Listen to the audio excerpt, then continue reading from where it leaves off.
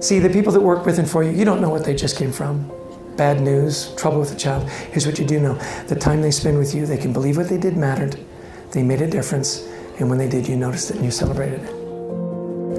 So if you're a teacher, if you're a coach, if you get to speak in these big venues, this is the moment you kind of live for. Because at some point, hundreds of people are going to come through that door. And they're going to want to learn how to be better leaders, better teammates, better people. And it's my job to give them case studies and to give them tools to do that. Now, where it gets really fun is, and you can pick them out, you always have the skeptics.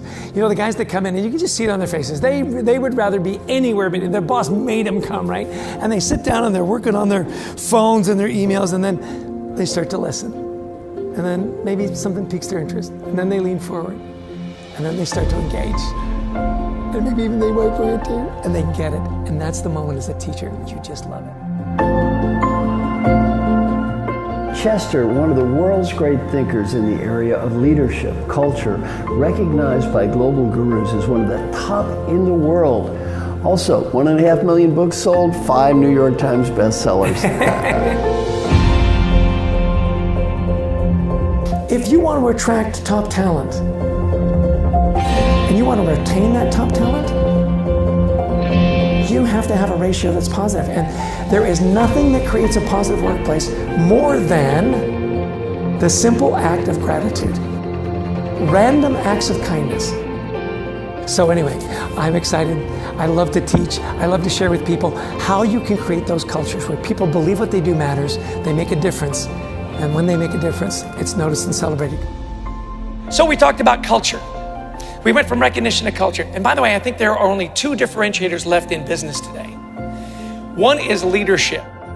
Leadership is a great differentiator. That's why I love these conferences. You get together, you share best ideas with other leaders, right? The education and the tools you're going to get throughout the conference and later are going to help you become better leaders, right? Secondly is culture, because culture is so hard to replicate. You heard James talk about all these competitors that were there. They disappeared because they lost their focus, their mission, their vision. What were they passionate about? They let their culture degrade and they disappeared. Do you think you'd give a little bit of extra effort when you have a good laugh, somebody at work? Absolutely. At the end of the day, everybody wants to be happy. Everyone wants to have a great job. Everyone wants to go home and share all that wonderful goodness from work with their families.